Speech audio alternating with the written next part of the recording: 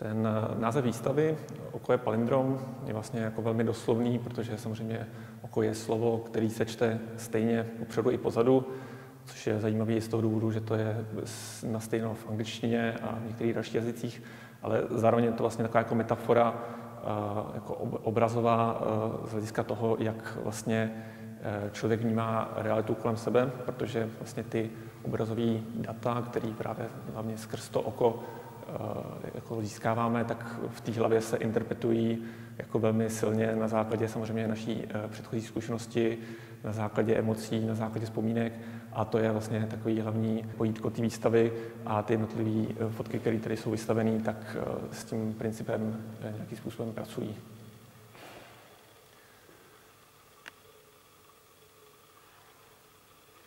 Tak z hlediska té instalace vlastně v tom prostoru jsme řešili dvě věci. Jedno bylo samozřejmě kompozice těch fotek, kdy pro mě bylo důležité, aby to nebyly jako jenom řada, nějaká linie prostě těch fotek, ale aby vlastně to vnímání bylo trochu stížený tím, že tam vlastně jsou ty skoky, že ten divák byl v podstatě donucený tím ke každý té fotce jako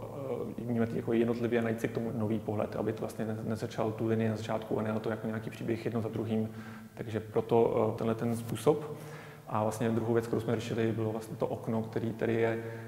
vlastně velmi výrazný v tom prostoru a je zároveň jako jediný. A to nakonec jsme nechali vlastně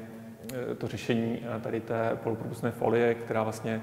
zase trochu hraje do toho konceptu celé té výstavy. Tím, že je to poloprůhledný, tak tam vnímáme trochu ten vnější prostor, ale zároveň to polozrcadlová folie odráží vlastně ty fotky té výstavy. Takže to taky nakonec zafungovalo vlastně dobře pro to, jak jsme chtěli.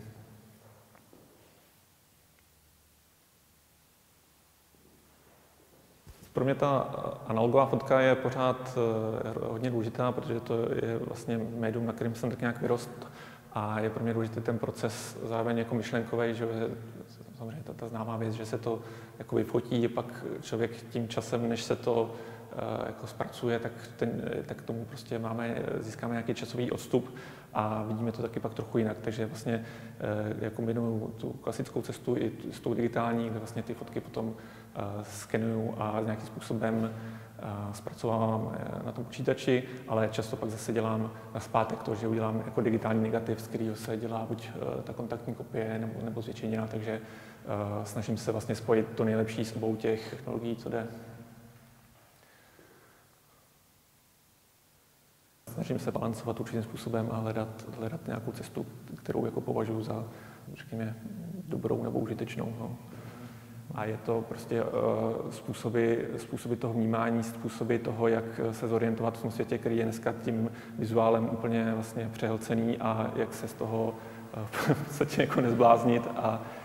jak najít jako stále, vlastně, že často se říká, že nejčestnější způsob by byl dneska už další fotky jako nedělat, protože už je jich tolik, ale snažím se teda na nějaký způsob takový, který ještě pořád by měl jakoby v tom spektru, co jako nabídnout tomu divákovi, nebo co říct. No.